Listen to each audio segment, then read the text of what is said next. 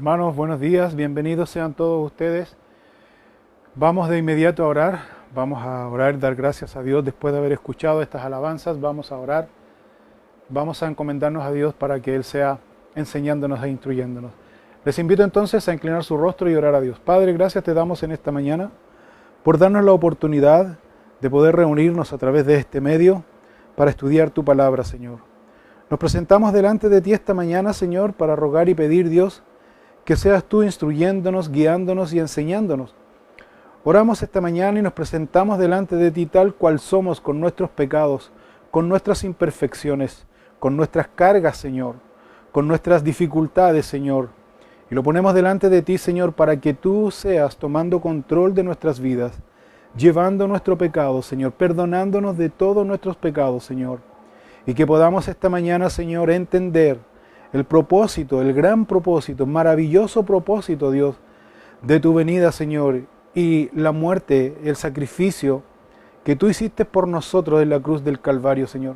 Que podamos tomar sentido esta mañana, Señor, a la enseñanza de tu palabra que nos habla de tu sacrificio que hiciste por nosotros, Dios.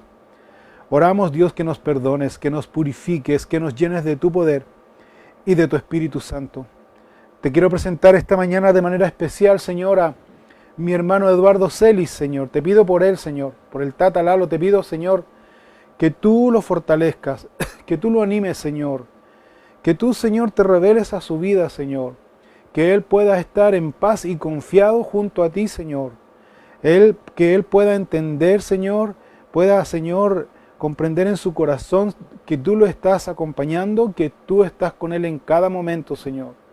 Dale fuerza, Señor, en todos sus trámites y exámenes que se tiene que hacer, Señor, que son complicados, difíciles, Dios. Yo te pido que tú le fortalezcas a mi hermano, Señor. Te pido, Señor, también que seas tú fortaleciendo, Señor, a todos aquellos que están padeciendo necesidades. Te quiero presentar de manera muy especial, Señor, a mis hermanos Galindo y a Lilian Silva, Señor, y toda su familia, Dios. Te pido por ellos, Señor, que tú te reveles a sus vidas de una manera sobrenatural. Que tú, Señor, seas acompañándoles, sosteniéndoles, Señor, abriendo puertas de trabajo, Señor. Padre, ten misericordia, Señor, guarda a esta familia, Señor, guarda a sus hijas, Señor. Guárdalos, Señor, provee para sus necesidades, bendice grandemente sus vidas, Señor. Te pido también, Señor, por mi hermana Gladys Tolosa, Señor.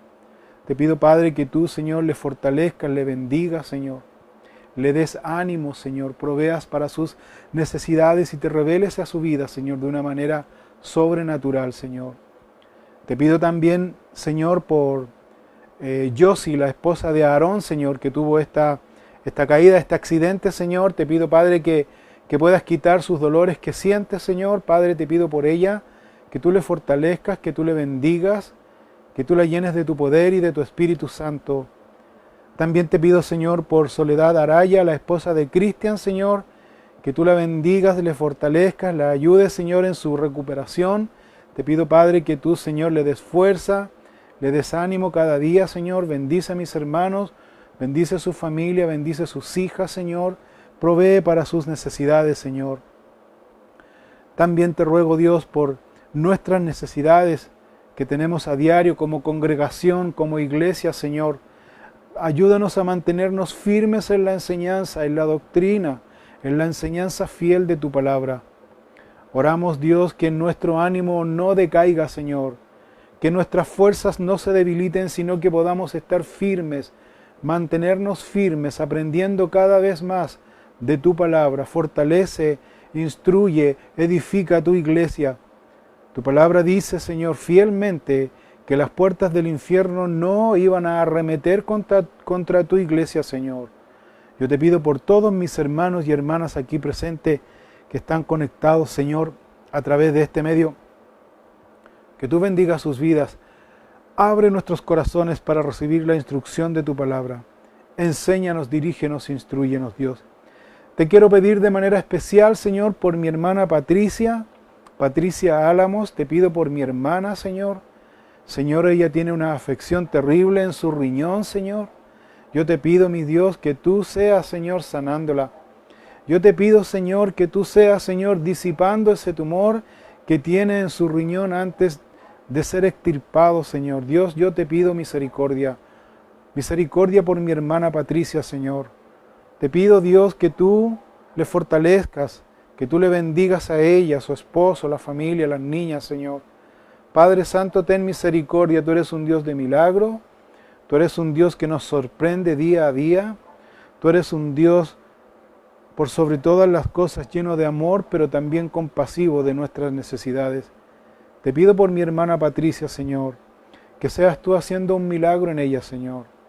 Que tú, Señor, la restaures y la recuperes, Señor. También te quiero pedir, Señor, por la esposa de nuestro pastor Raúl. Te pido por Sharon Reese. Te pido por ella, Señor, que le des fuerza, Señor, en todas las quimios que se tiene que realizar. Que tú le des fuerza a nuestra hermana, Señor. Que tú le bendigas, le fortalezcas. La llenes de tu gracia, de tu amor, de tu misericordia. Y te pido también, Señor, por el pastor Raúl, que tú le bendigas a él también en su ministerio, que tú le des fuerza, también los sanes, Señor. Bendice a nuestros pastores que están por sobre nosotros.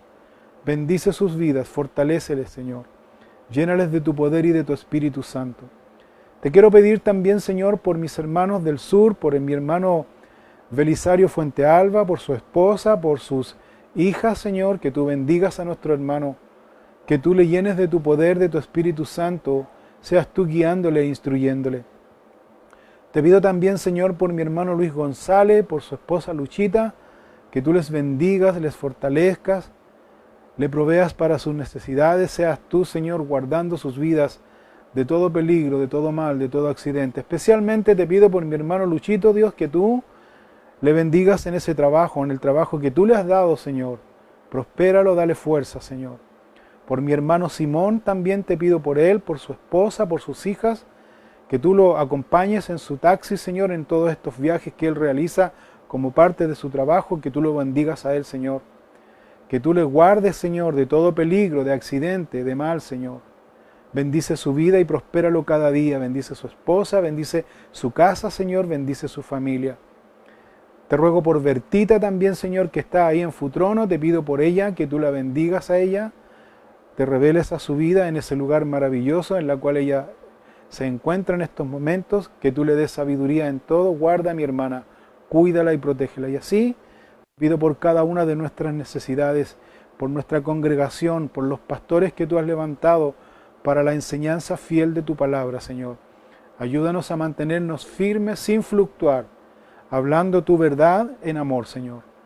Que esta mañana, Señor, sea un tiempo especial de comunión, de Santa Cena, y que también, Señor, podamos entender y ver lo que tú nos quieres mostrar y enseñar esta mañana. Bendícenos, Señor. Habla a nuestros corazones y nuestras vidas, y enséñanos e instrúyenos.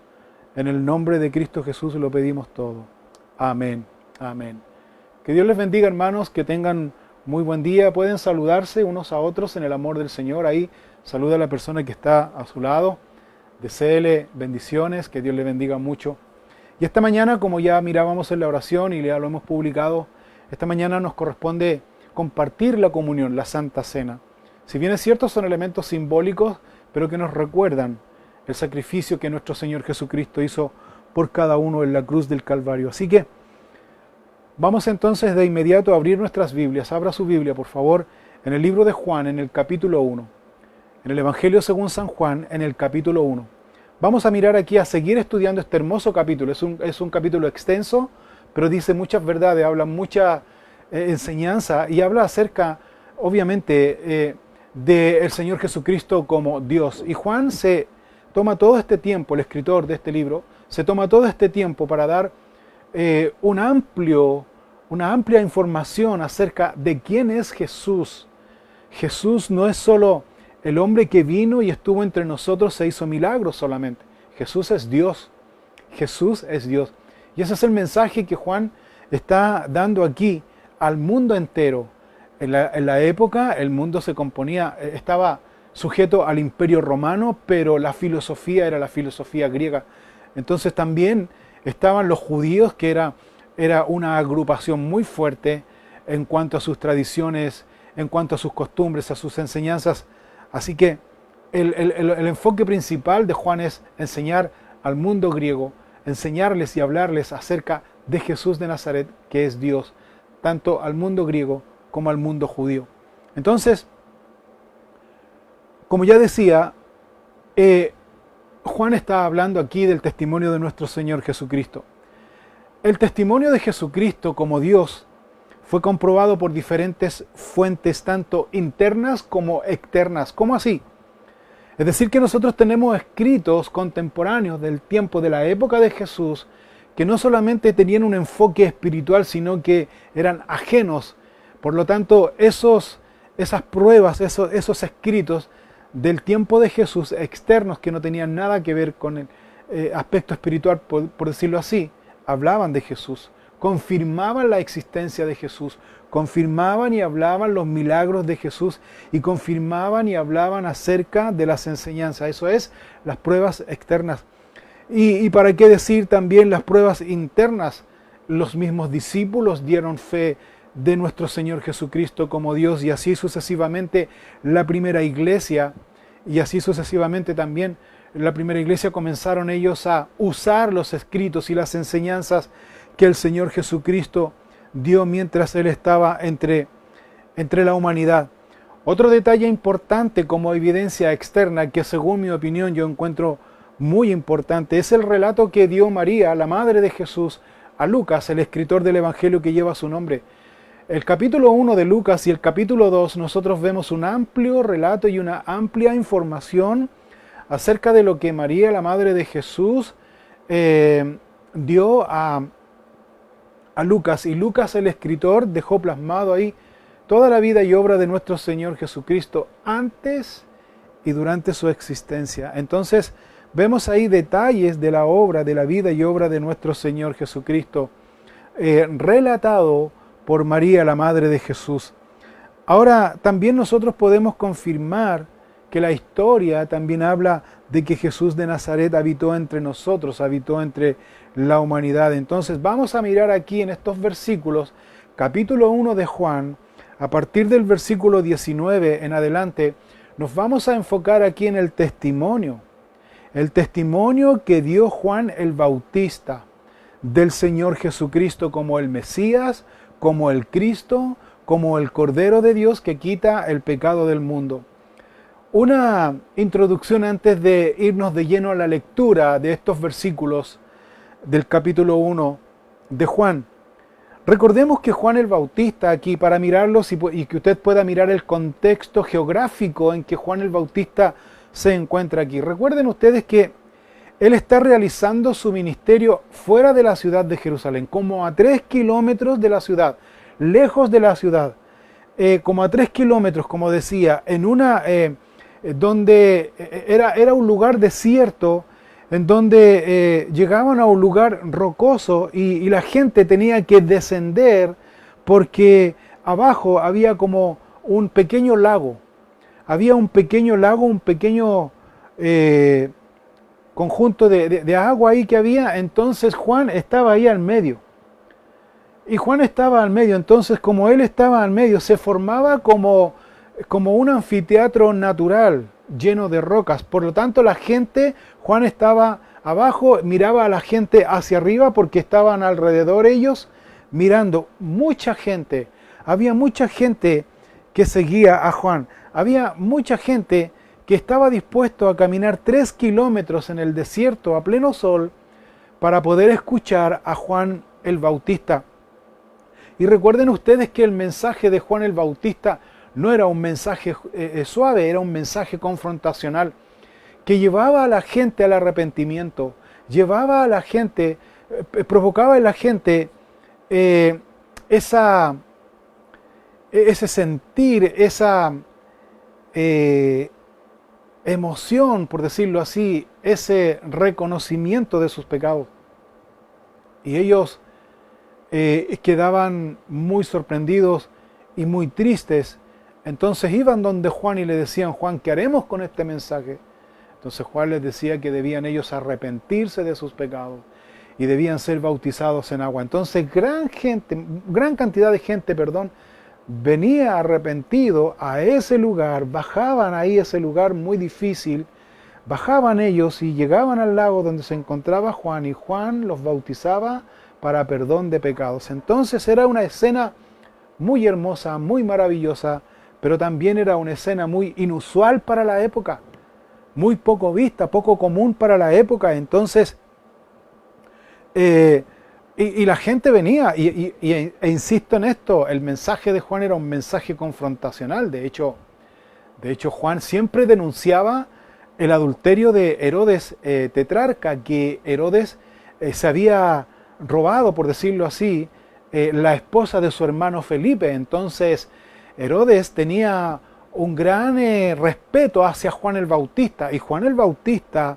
su mensaje era directo y acusaba a Herodes de haber sido adúltero, que era un adúltero y que se había robado la mujer de su hermano, etcétera, etcétera. Entonces Herodes lo escuchaba y creaba en él es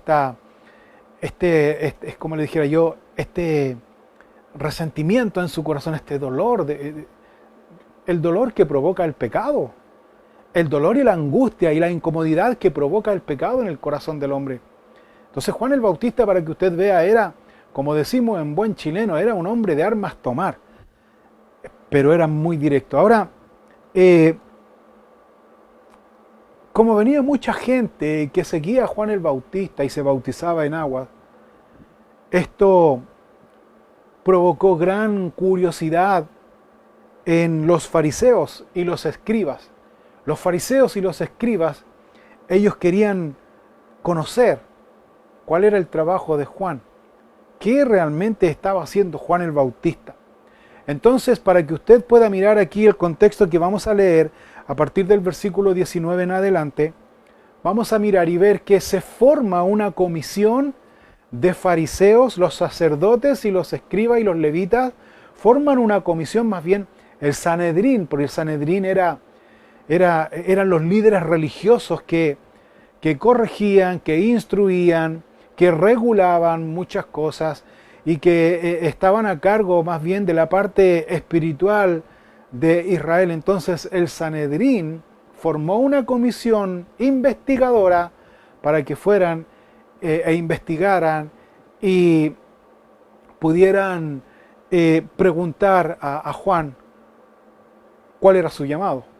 Esa es la razón. Entonces Juan el Bautista está realizando su trabajo, y aquí entonces entra esta comisión de fariseos, que es lo que vamos a mirar aquí en detalle. Juan entonces, capítulo 1 en sus Biblias, versículo 19, dice así: este es el testimonio de Juan. Cuando los judíos enviaron de Jerusalén sacerdotes y levitas para que le preguntasen, ¿tú quién eres?, confesó y no negó, sino confesó, yo no soy el Cristo. Entonces el Sanedrín, después de ver en un tiempo determinado todo lo que Juan estaba haciendo, el bautismo, primero la predicación, segundo el bautismo en agua que Juan estaba haciendo, los sacerdotes están mirando y están viendo a la gente, cómo la gente está acudiendo al bautismo. Entonces, la primera cosa que les llama la atención aquí al judío es por qué ellos, teniendo una sinagoga en medio de la ciudad, una sinagoga, un lugar especial donde ellos se reunían a leer la ley, se reunían a adorar a Dios, se reunían a tener un tiempo de compañerismo. Entonces, ¿por qué la gente no asistía en su mayoría a la sinagoga? ¿Por qué la gente salía de la ciudad y se reunían en este lugar, caminando 3 kilómetros, como decía anteriormente, para escuchar un mensaje a la conciencia? Esto llamó mucho la atención al grupo de sacerdotes y levitas, que llegaron al punto y le preguntan, después de haber observado un tiempo el mensaje, haber escuchado el mensaje y haber visto cómo la gente iba y se bautizaba en aguas para arrepentimiento, entonces ellos detienen la ceremonia, por decirlo así, vienen y le hacen una pregunta a Juan y le dicen, ¿y tú quién eres?, como queriendo decir en un tono despectivo, porque esto fue en un tono despectivo que le hacen la pregunta.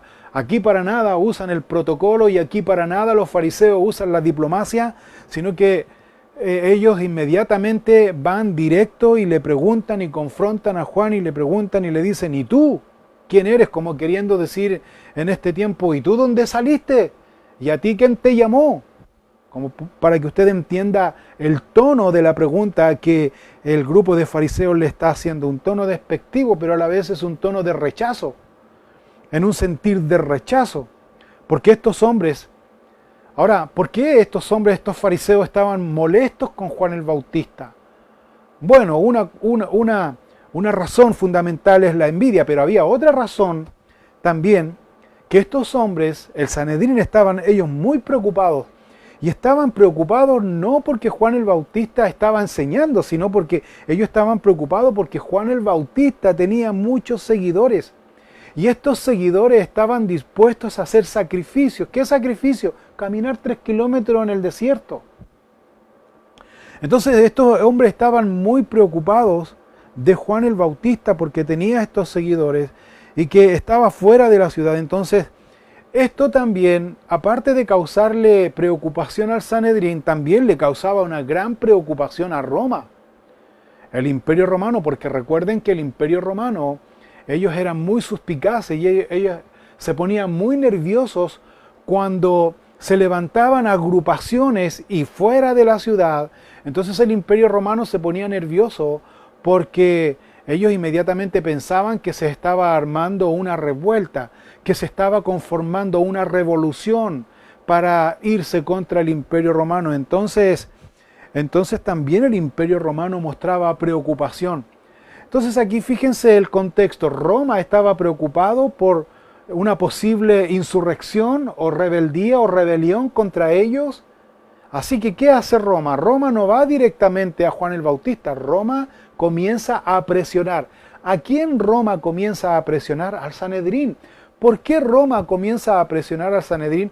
Porque Roma tenía la facultad de poner y sacar a los sacerdotes a quienes ellos querían. Entonces, ahí, entre el Sanedrín y Roma, había una especie de confabulación religiosa, política, para sacar sus propios intereses egoístas. ¿Se fija? O sea, el Sanedrín entonces no estaba preocupado por la enseñanza, estaba más bien preocupado por su posición política, porque Roma los estaba presionando. Entonces esa es la razón fundamental de por qué el Sanedrín va enviando a estos fariseos y a entrevistar y a cuestionar, a interrogar más bien a Juan el Bautista.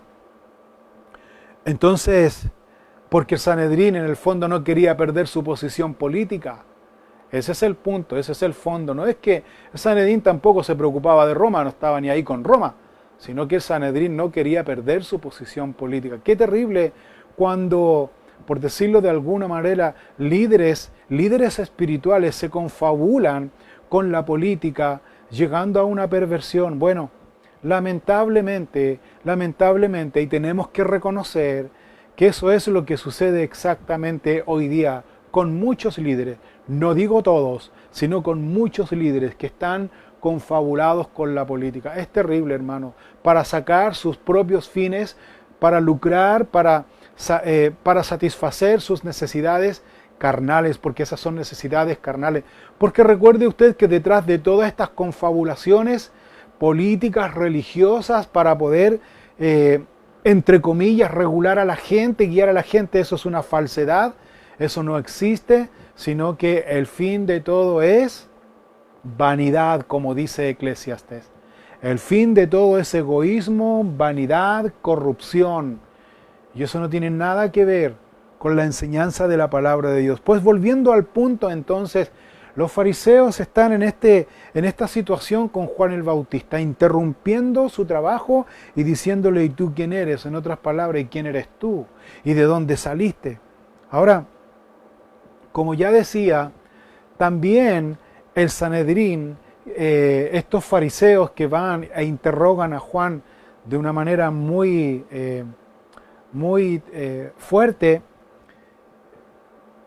estos fariseos, ellos querían, con su altanería, con su soberbia, ellos querían mostrarle a toda la gente ahí, primero infundir miedo, segundo mostrar autoridad.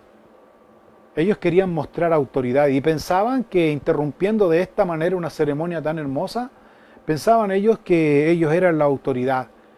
Totalmente equivocado. Y la otra cosa también, ellos fueron ahí a ese lugar para satisfacer su curiosidad, pero ellos también fueron muy inteligentes dentro de la humanidad, dentro de su corrupción, dentro de su pecado, ellos fueron inteligentes. ¿Por qué? Porque ellos querían investigar a Juan y querían saber quién era Juan, porque de acuerdo a lo que Juan decía, entonces ellos iban a trazar un plan para destruir a Juan. El objetivo principal era eliminar a Juan el Bautista. Ese era el objetivo principal. Que después ya en la historia vamos a mirar más adelante que así lo hicieron. Pero aquí vemos nosotros que realmente el plan comenzó a trazarse para eliminar a Juan el Bautista. Entonces, otro detalle importante que esta pregunta también que hacen, esta interrogación cuando le dicen a Juan, ¿y quién eres tú? ¿Y quién eres tú? También esa pregunta, aparte de ser despectiva y todo eso, también esa pregunta está revelando el deseo del judío común. ¿Cuál era el deseo del judío común? El judío común, recuerden ustedes de la época, el judío esperaba al libertador. Ellos esperaban a un libertador. Ellos esperaban a un libertador que viniera y los libertara y los sacara de la esclavitud y de la opresión romana. Así que también esta pregunta va con un dejo, con un sentir, en cierta manera de una expectativa, porque ellos esperaban al libertador. ¿En qué se basaban ellos para esperar a este libertador? Resulta que en el libro de Malaquías, el último profeta del Antiguo Testamento, en el capítulo 4, si tú buscas conmigo ahí, en el capítulo 4 de Malaquías, es el último libro del Antiguo Testamento, el último profeta del Antiguo Testamento. Malaquías, capítulo 4, versículo 5, decía esto, y los judíos se quedaron con esto en su mente. Decía lo siguiente, Malaquías 4:5, dice, he aquí yo os envío el profeta Elías, antes que venga el día de Jehová, grande y terrible. Él hará volver el corazón de los padres hacia los hijos y el corazón de los hijos hacia los padres. No sea que yo venga y hiera la tierra con maldición. Entonces, el judío se quedó con eso en su mente. ¿Qué? Que antes que viniera el día de Jehová grande y terrible, antes de eso, iba a venir el profeta Elías. Entonces, se creó en el pueblo judío esta expectativa. Entonces aquí los fariseos que están interrogando a Juan le dicen, ¿y tú quién eres? En el fondo también ellos están mostrando de que posiblemente Juan sería Elías, descrito y mencionado en el Antiguo Testamento. Ahora también, por esa razón aquí, Juan el escritor, el apóstol Juan, en el versículo 20, dice lo siguiente, descartando de que Juan el Bautista era Elías. Dice aquí Juan, versículo 20 de capítulo 1 de Juan, dice, confesó y no negó, sino confesó, yo no soy el Cristo. ¿Sabes por qué reafirma esto? ¿Sabes por qué dice esto? Confesó y no negó, sino confesó, yo no soy el Cristo. Primero, la palabra confesar aquí significa literalmente hablar la misma cosa, estar de acuerdo, declarar, admitir. Por lo tanto, Juan el Bautista está diciendo aquí que su llamado era para un trabajo específico. Y Juan el apóstol está plasmando esto para decir, confesó y no negó, sino confesó, yo no soy el Cristo. ¿Por qué reafirma tanto aquí Juan que él confesó que no era el Cristo? Porque resulta que también cerca de Juan el Bautista se había levantado, sin Juan el Bautista ser seguidores de sí mismo, pero la gente, como somos nosotros, lo tomaron como su maestro. Tomaron a Juan el Bautista como su maestro y comenzó Juan el Bautista a tener sus propios seguidores. Como podríamos decir hoy día, Juan el Bautista tuvo su fan club, para que usted pueda entender el principio aquí. Juan el Bautista tuvo su fan club, sin Juan el Bautista pedirlo, pero Juan el Bautista tuvo su fan club, tuvo sus simpatizantes, sus seguidores. Y resulta que estos simpatizantes y seguidores de Juan el Bautista, ellos pensaban y decían, yo creo que este es el Cristo, yo creo que este es el ungido. Entonces el rumor comenzó a circular entre la gente. Entonces por eso Juan el escritor, el apóstol, reafirma claramente la confesión de Juan el Bautista. Yo no soy el Cristo. Yo no soy el Cristo. Yo no soy el ungido. Yo no soy el Cristo. El que ustedes piensan, el que ustedes están, yo no soy. Eso es lo que está diciendo aquí. Entonces, antes de pasar a mirar los versículos siguientes, yo quiero dejar claro aquí un hecho importante. Cuando Juan el Bautista confiesa, yo no soy el Cristo, ¿sabes cómo se llama eso? Convicción. Juan el Bautista tenía una gran convicción en su corazón de que Dios lo llamó para hacer un trabajo específico. La otra cosa que Juan el Bautista, si bien es cierto aquí en su confesión, da claramente una claridad de su llamado, también Juan el Bautista está aseverando y asegurando de que él realiza una labor, una obra, un trabajo que Dios le encomendó a él y lo realiza con seguridad, con convicción. Porque aquí la pregunta y la interrogación autoritaria que hacen los fariseos a Juan, de decirle, ¿y tú quién eres? Fíjense que a Juan no lo intimidó. Y eso habla muy bien de Juan. ¿Sabes por qué? Porque una persona que está segura de su llamado, una persona que está segura del llamado de Dios, no titubea, no se amilana, no se debilita frente al cuestionamiento, frente a la interrogación, frente a la exigencia que se le da a esa persona, frente a la demanda que se le exige a esa persona que se dice ser cristiano. Hoy día, hermanos, con mucha tristeza podemos ver que hay muchos creyentes que se les pregunta, ¿y tú quién eres? ¿Y tú qué eres?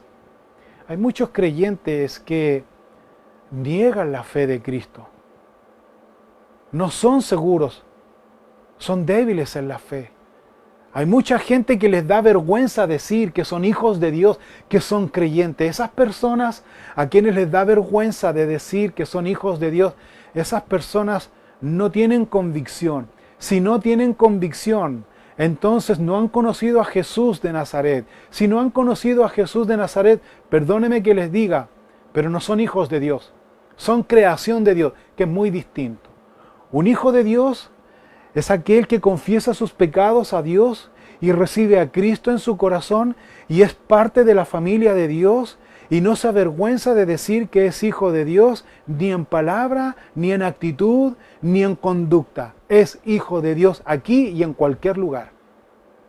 Y cuando se le pregunta, ¿y tú quién eres? Yo soy hijo de Dios. O sea, ¿eres cristiano? Soy cristiano, hijo de Dios. O sea, en un tono despectivo, como decimos aquí en Chile, ¿tú eres evangélico? ¿Tú eres canuto? Sí, soy evangélico y soy canuto, pero no bruto.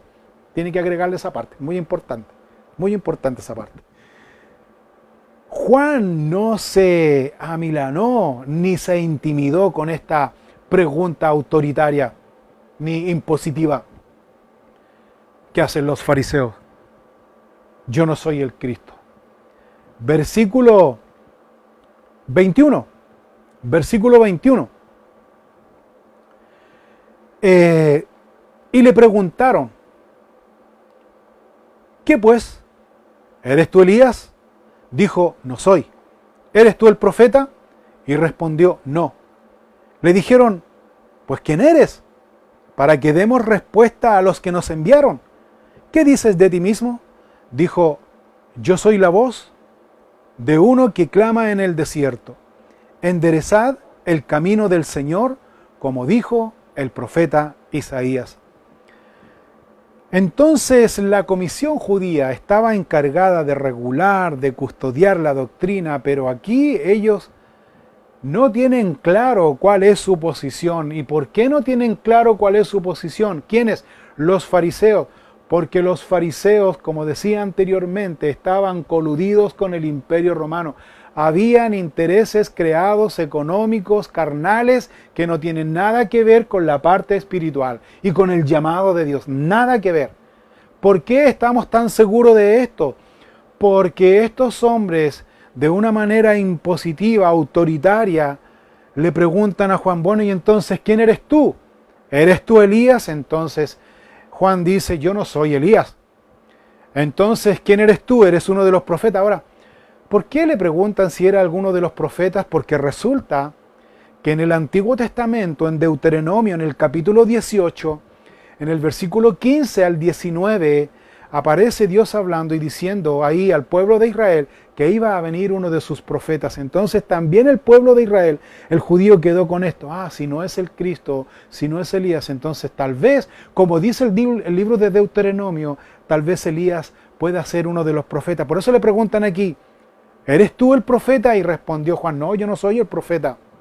Le dijeron, bueno, ¿y entonces quién eres? Y aquí está la inseguridad de estos fariseos, la inseguridad de su llamado. Aquí está la inseguridad, que es la muestra de muchos hombres que no tienen claro cuál es su llamado. Porque los fariseos le dicen, pues ¿quién eres? Le dicen a Juan el Bautista, para que demos respuesta a los que nos enviaron. ¿Quiénes los enviaron? Los envió Roma y los envió los sacerdotes y los levitas. ¿Quién eres entonces para que nosotros llevemos una respuesta a quienes nos enviaron? Una persona que tiene claro su llamado no va a andar preguntando, va a decir esto es y esto no es, porque tiene claro cuál es su llamado. Pero aquí vemos la otra parte, la otra contraparte, la parte contraria, representada por los fariseos, de una persona que no tiene claras las cosas, que no tiene claro si es o no es hijo de Dios. Yo los quiero llevar a todos ustedes aquí en esta mañana para que usted piense y analice si realmente es hijo de Dios. Un hijo de Dios se caracteriza porque habla con valentía, porque habla con denuedo, porque habla la verdad, porque habla y dice y no se avergüenza de ser cristiano, no se avergüenza de ser hijo de Dios. ¿En qué lugar? Tanto en su familia, en su vecindario, en su trabajo, en donde se halle, ese es cristiano, aquí y en cualquier lado, y no cambia de actitud. Y quiero decirles otra cosa para aquellos pillines que muchas veces dicen, no, la verdad es que yo en mi trabajo, en mi familia, en mi trabajo, en mi colegio, en donde yo me desenvuelvo, nadie sabe que yo soy cristiano porque yo soy agente secreto de Jesucristo. Mentira, eso es una mentira. Jesús no necesita agente secreto. Jesús hoy necesita hombres y mujeres llenos del Espíritu Santo, con convicciones claras, con seguridad, para que realmente seamos luz en este mundo y la sal de la tierra. Entonces Juan el Bautista, ninguna de las anteriores, le dice, no, yo la verdad no soy ni Elías, ni el Cristo, ni Elías, ni el profeta. Entonces, ¿quién eres tú realmente? ¿Quién eres tú? Ahora, como no encontraron ninguna razón, entonces continúa diciendo, pues, dice versículo 22, le dijeron, pues, ¿quién eres? Para que demos respuesta a los que nos enviaron. Y aquí va la pregunta del millón, por decirlo de alguna manera. ¿Qué dices de ti mismo? Entonces Juan aquí les habla con seguridad, convicción y base escritural de su llamado. Les dice, versículo 23, yo soy la voz de uno que clama en el desierto. Enderezad el camino del Señor, como dijo el profeta Isaías. Sin pelos en la lengua, sin protocolo, sin soberbia, sin orgullo, sino con una gran humildad, pero con una gran seguridad, porque debe usted entender esto.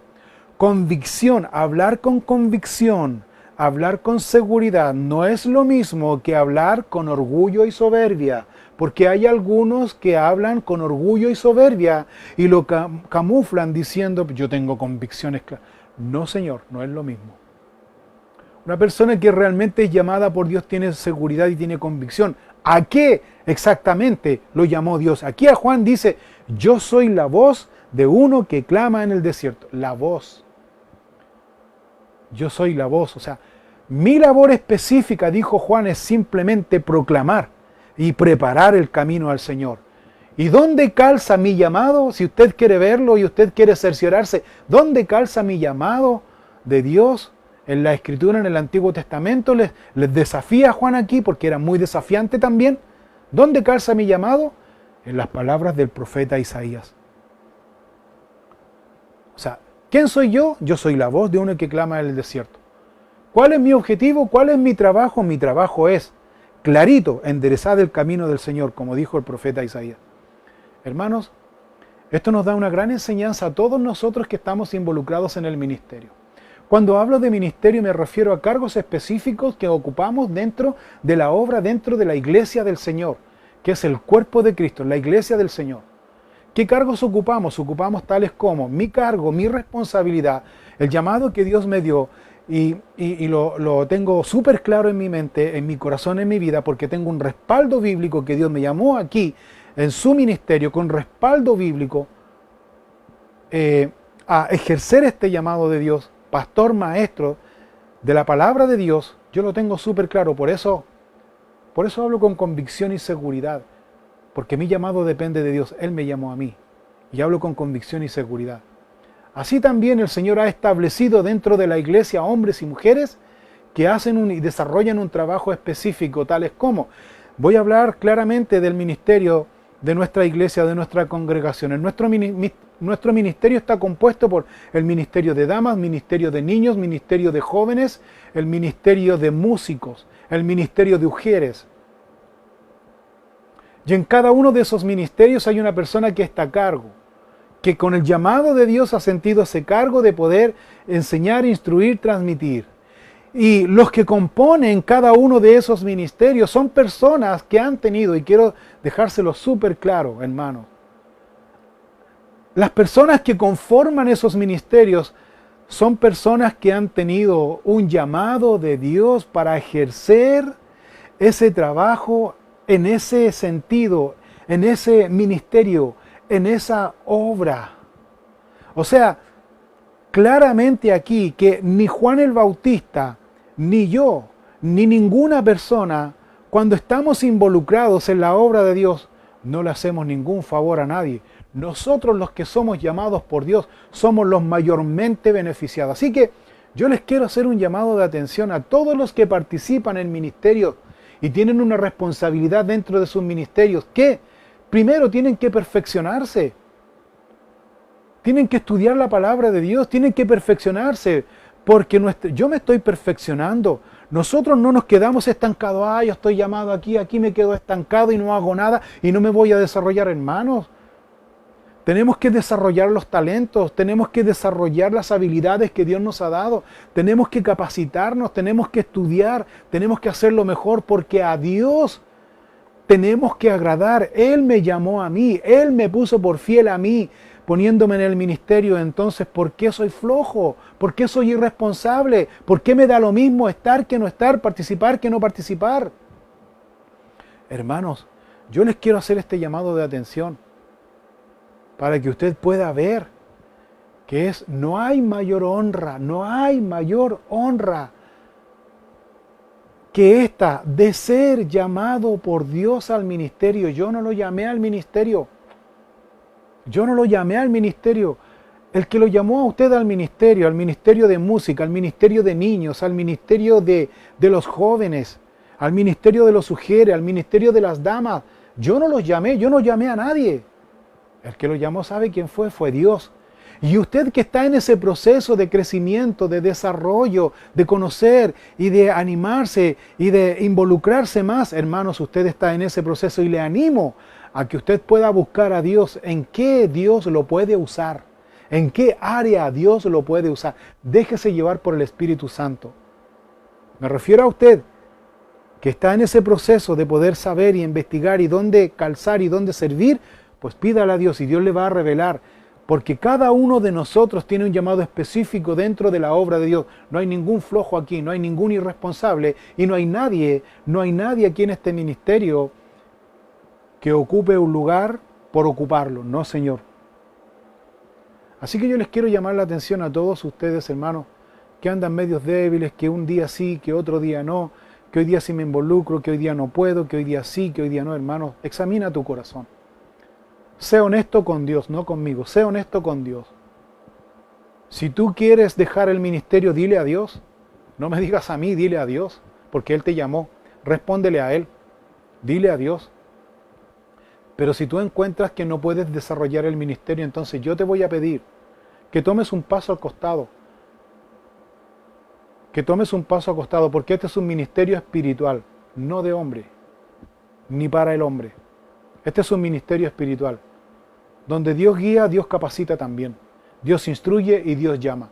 porque esta no es mi obra, es la obra de Dios. Él está capacitando, Él está complementando, Él está llamando. El que se pierde la oportunidad somos nosotros.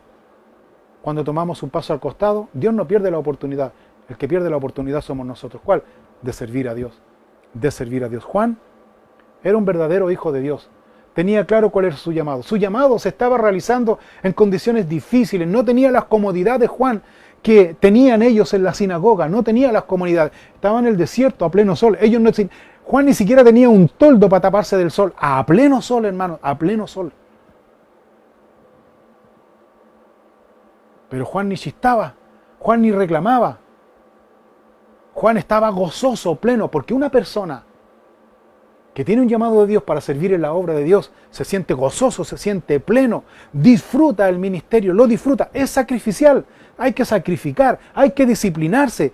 Sí, eso es lo feo, por decirlo de alguna manera, pero al fin de todo, hermanos, tu corazón se llena porque le estás agradando a Dios, porque le estás sirviendo a Dios. Y Juan, para él, estaba en condiciones contrarias, insisto en esto, lleno de sol, un solazo que pegaba. El agua tal vez no estaba muy limpia, no estaba en las mejores condiciones. La gente estaba de pie, ellos no tenían asientos para sentarse ahí y descansar.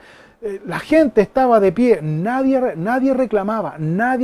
Oh, Juan el Bautista se está pasando de la hora, tengo que ir a preparar el almuerzo, no sé para qué vine para acá, no sé para qué me reuní. Juan, nadie chistaba, ninguna de esas personas reclamaba por qué Juan el Bautista se pasó la hora y que sigue hablando y que sigue hablando y que sigue condenando y que sigue. Nadie reclamaba, nadie. ¿Por qué? ¿Por qué puedo decir esto? Porque nadie se movía de su lugar, porque ellos estaban dispuestos a caminar 3 kilómetros. Hoy día, hermanos, es triste poder ver de que ni siquiera personas se están conectando a buscar de la palabra de Dios. No nos podemos congregar presencialmente, perfecto. Pero hermano, examina bien tu corazón. Precisamente ahora, en estos momentos, al escuchar este mensaje, tienes muchas distracciones a tu alrededor, porque hay una persona, porque hay un espíritu que te quiere desconcentrar y desenfocar de este mensaje. ¿Sabes quién es ese espíritu? Satanás, el diablo. Enfócate en lo que Dios quiere. Yo te quiero hacer la pregunta esta mañana. ¿Eres tú un verdadero hijo de Dios? ¿Te consideras tú un verdadero hijo de Dios? Porque tal vez puede ser que la razón de por qué tú estás débil en la fe, la razón de por qué tú no tienes convicción en tu corazón, la razón de por qué tú estás titubeando en tu llamado o en tu responsabilidad, es porque realmente a lo mejor no eres hijo de Dios, y puede ser también. O realmente tú puedes ser, como alguien dijo por ahí, tú puedes ser un curioso y no un convertido, al cristianismo me refiero. Un simpatizante del cristianismo, pero no eres cristiano. Déjame decirte que Dios no va a venir a buscar a los simpatizantes, Dios va a venir a buscar a sus hijos. ¿Eres tú hijo de Dios? ¿Eres tú un verdadero hijo de Dios? Ahora tú puedes decir, claro, yo hice mi decisión por Cristo, yo soy hijo de Dios. Entonces, si tú eres hijo de Dios, la siguiente pregunta es, ¿estás tú respondiendo fielmente al llamado que Dios te hizo? Porque tú tienes un llamado, ¿sabías tú? Tú tienes un llamado en tu corazón. Y no puedes rehuir a ese llamado. Búscale las excusas que quieras, busca las justificaciones que quieras. Tú tienes una responsabilidad, tú tienes un llamado de Dios. ¿Estás tú respondiendo a ese llamado que Dios puso en tu corazón? ¿Estás siendo fiel a ese llamado? ¿Te estás capacitando para ese llamado? ¿Estás realizando ese llamado para la obra de Dios, para el servicio de la obra de Dios? ¿O estás tú realizando ese llamado para que todos te vean y buscar seguidores y decir, mira, síganme a mí, véanme a mí? No, Señor, si ese es tu fin, estás en el camino equivocado. Estás en el camino equivocado. Y la otra cosa importante, si tú dices ser llamado por Dios, si tú dices ser hijo de Dios, entonces hay una evidencia. ¿Cuál es la evidencia? Que tú das un buen testimonio. ¿Dónde? En tu casa, en tu colegio, en tu universidad, en tu trabajo. Tú eres luz del mundo, tú eres la sal de la tierra. No solo por lo que hablas y lo que dices, no solo por lo que la gente conoce de ti que tú eres creyente, sino cómo te comportas, cómo vives, cómo te conduces, cómo es tu actitud con tu esposa, con tus hijos, con tus familiares, porque eso habla mucho de ti.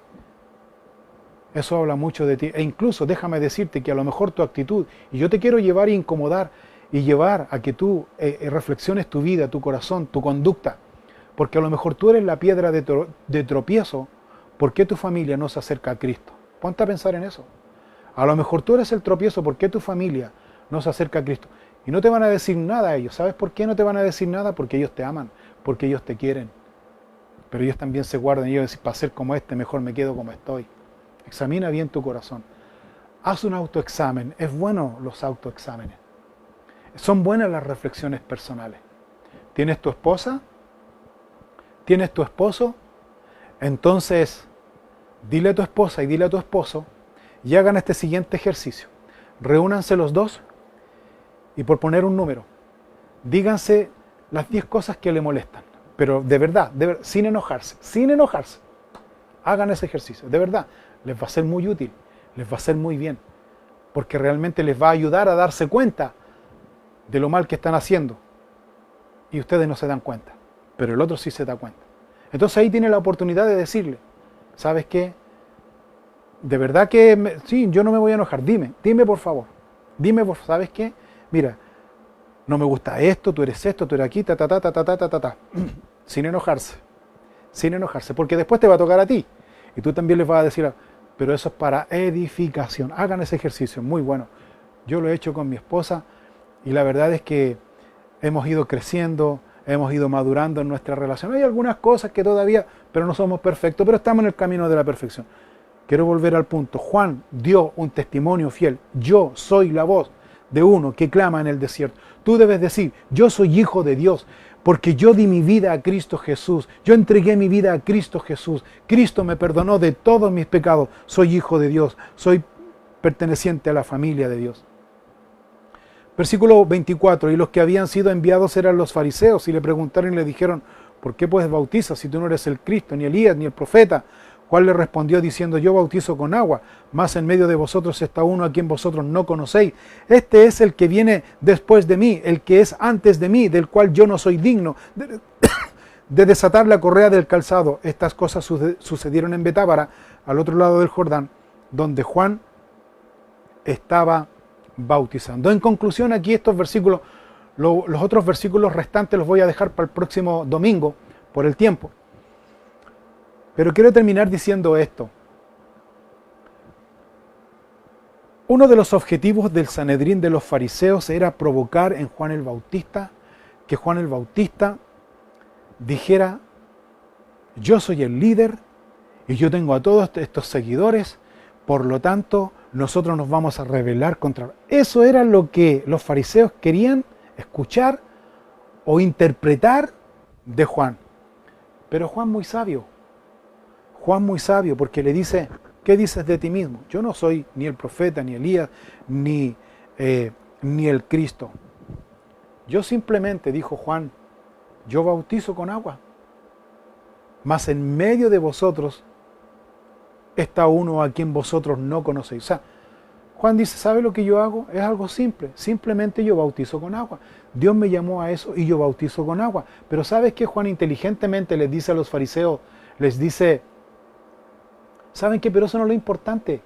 Eso no es el énfasis, eso no es lo importante. Lo más importante, y ahí Juan dirige la interrogación, qué maravilloso, dirige la interrogación y la dirige de tal manera que dice, pero ¿saben qué? En medio de ustedes hay uno a quien ustedes ni siquiera conocen, y a ese al que ustedes no conocen, este es el que viene detrás, este es más importante que yo. Yo bautizo en agua, no tiene ni una relevancia, no tiene ni una importancia, pero el que viene atrás de mí, el cual yo ni siquiera soy digno de desatar la correa de su calzado, ese es más importante que yo. Yo bautizo con agua. Pero eso no es lo importante es quién viene detrás de mí. Es el que viene detrás de mí, a quien ustedes no conocen, pero está en medio. Y yo les animo a que ustedes lo conozcan. Ese cambió mi vida, ese transformó mi vida, ese me llamó, ese me cambió. Y ese es que provoca un fuego en mi ser de poder callar y decir que Cristo, Jesús de Nazaret, es el libertador, es mi Salvador, es mi Señor. El que me ha perdonado de todos mis pecados. El que me ha salvado. El que me ha dado esperanza, vida eterna. el que me da esa fuerza, el que levanta mis brazos, el que me llena con su poder y su Espíritu Santo y me pone firme en medio de la tormenta, firme en medio de la tormenta. Ese es mi Señor, ese es mi Jesús, ese es el Señor, ese es el Jesús que tú necesitas conocer. No sigas viviendo una empatía con el cristianismo, sé cristiano. No seas solo un seguidor expectante de afuera, involúcrate aunque eso cueste lo que sea, involúcrate, participa con ánimo. Tienes tú la oportunidad de participar dentro de un ministerio, dentro de un trabajo, dentro de una responsabilidad. No lo hagas, no sigas sirviendo a medias, o sirves con todo a Dios, o mejor no sirves. Yo te animo a que mejor sirvas con todo a Dios, porque Dios te llamó, yo no te llamé, Dios te llamó, a Dios debes responder. Quiero invitarlos a orar en esta mañana, especialmente a todos aquellos que están escuchando y que están viendo y que no tienen la seguridad que sean hijos de Dios. ¿Verdad? Hay que reconocer. A lo mejor usted no tiene la seguridad que es hijo de Dios. Pues quiero invitarlo esta mañana a recibir a Cristo en su corazón. ¿Quiere usted recibir a Jesús en su corazón? Ore conmigo y repita esta oración. ¿Quiere usted ser hijo de Dios? ¿Quiere usted tener la seguridad de ser hijo de Dios? No solamente un simpatizante, no solamente un seguidor, sino un verdadero hijo de Dios, perdonado de sus pecados, que su Padre es Dios Jesús mismo. ¿Quiere usted tener esa seguridad y convicción que tuvo Juan para decir yo soy hijo de Dios? ¿Quiere usted tener esa seguridad para decir como Juan el Bautista, yo tengo esta responsabilidad y le agradezco a Dios por darme esta responsabilidad y la voy a cumplir a cabalidad? ¿Quiere usted tener esa seguridad? Pues le invito a orar conmigo esta mañana. Repita conmigo esta oración. Señor Jesús, esta mañana vengo a ti, tal como soy, arrepentido de todos mis pecados. Y te recibo en mi corazón como el Señor y Salvador de mi vida. Perdona mis pecados, Señor. Perdona mi negligencia, mi irresponsabilidad y mis faltas. Yo quiero ser verdaderamente tu hijo.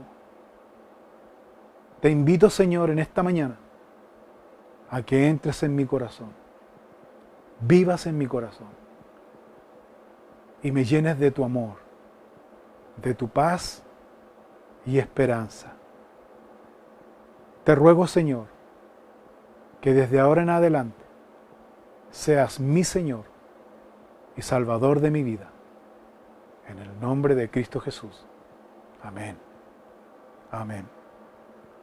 Que Dios les bendiga, hermano. Vamos a compartir la comunión. Vamos a compartir la Santa Cena. Jesús siempre nos da la oportunidad para poder compartir la comunión, la Santa Cena, o más bien a través de la comunión y la Santa Cena. Es una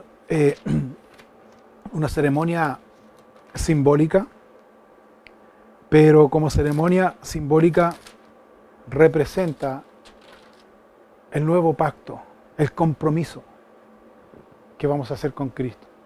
Si tú esta mañana hiciste esta oración con fe creyendo, si tú esta mañana te consideras un hijo de Dios, si tú esta mañana realmente reflexionas en tu corazón, valoras el llamado que Dios hizo en tu corazón y confesaste tus pecados delante de Dios y quieres servir a Dios con una mente y un corazón dispuesto, con ánimo pronto, lleno de tu Espíritu Santo, entonces están en buen tiempo para compartir la comunión, la Santa Cena, la copa del nuevo pacto, hecha en la sangre de Jesús.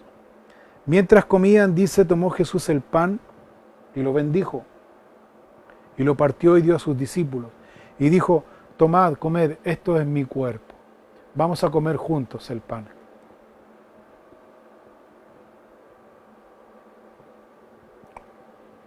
Y tomando la copa, y habiendo dado gracias, les dio diciendo, bebed de ella todos, porque esto es mi sangre del nuevo pacto, que por muchos es derramada para remisión de los pecados. Tomemos juntos el jugo.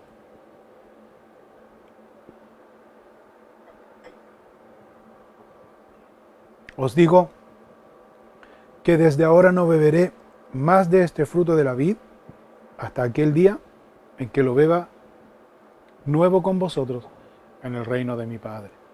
Te damos gracias, Señor, esta mañana por tu palabra, por confrontarnos, por desafiarnos y por animarnos, Señor. Y por sobre todo te doy gracias por darnos la oportunidad de servir en tu obra fiel. Te ruego por todos mis hermanos y hermanas que están conectados escuchando esta palabra, que tú bendigas sus vidas, que tú bendigas sus familias y que tú proveas para todas sus necesidades. Danos fuerza para seguir adelante. Lo pedimos todo, Señor, en el nombre de Cristo Jesús. Amén y amén. Dios les bendiga, hermanos, que tengan una linda tarde. Si usted quiere ofrendar y dar su diezmo, por favor, en pantalla están pasando los datos para que usted pueda ofrendar con gozo, con gratitud. Nadie da de lo que le sobra, sino que damos con agradecimiento, por agradecimiento a Dios. Que Dios les bendiga, que Dios bendiga sus vidas y nos volvemos a encontrar mañana los varones a las 20 horas a seguir estudiando el libro de Marcos. Buenas tardes, que Dios les bendiga.